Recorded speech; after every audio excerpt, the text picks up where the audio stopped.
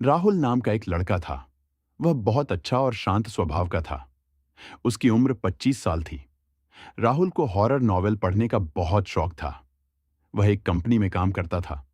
Office से आने के बाद वह अक्सर डरावनी किताबें पढ़ा करता था। राहुल हमेशा सोचता था कि काश उसे भी कभी असली में कोई भूतिया अनुभव हो, लेकिन उसे नहीं पता था कि सिर्फ 2 दिन बाद ही उसकी यह इच्छा सच होने वाली है। अगले दिन जब राहुल ऑफिस पहुंचा तो उसके बॉस ने उसे अपने केबिन में बुलाया। बॉस ने कहा, राहुल, तुम्हें एक जरूरी काम से मुंबई जाना पड़ेगा और तुम्हें फ्लाइट से जाना होगा। राहुल तुरंत तैयार हो गया। अगली सुबह वह एयरपोर्ट पहुंच गया। थोड़ी देर बाद उसकी फ्लाइट का अनाउंसमेंट हुआ और सभी यात्री विमान में बैठ गए। राहुल अपनी सीट 27 ए पर जाकर बैठ गया। एक ठंडी और अंधेरी रात थी। दिल्ली से मुंबई जाने वाली फ्लाइट उड़ान भर चुकी थी। ज्यादातर यात्री सो चुके थे, लेकिन सीट 27 ए पर बैठा राहुल सो नहीं पा रहा था।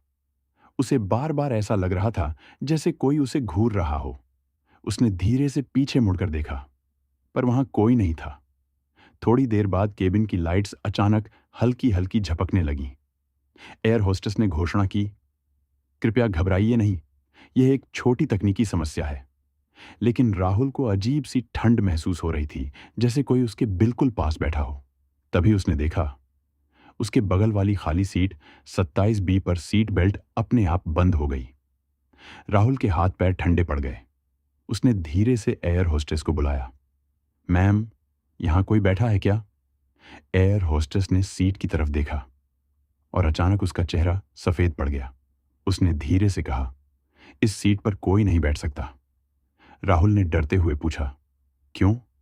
एयर होस्टेस फुसफुसाई, 1 साल पहले इसी फ्लाइट में एक आदमी की मौत हो गई थी और वह सीट यही थी, 27 बी। तभी अचानक राहुल के कान के पास किसी की ठंडी आवाज आई, तुम्हें हॉरर एक्सपीरियंस चाहिए था ना? मैं अभी भी यहीं हूं। राहुल ने डर के मारे चीखते हुए पीछे देखा, लेकिन सीट फिर से खाली थी। पूरी रात राहुल डर के साए में बैठा रहा। सुबह जब फ्लाइट मुंबई में लैंड हुई तो राहुल जल्दी से विमान से उतर गया। उसने पीछे मुड़कर भी नहीं देखा। लेकिन जब सफाई कर्मचारी विमान के अंदर आए तो सीट 27 बी की बेल्ट फिर से अपने आप बंद हो गई और खिड़की के शीशे पर धुंध में किसी ने उंगली से लिखा था, अगली उड़ान में फिर मिलेंगे राहुल।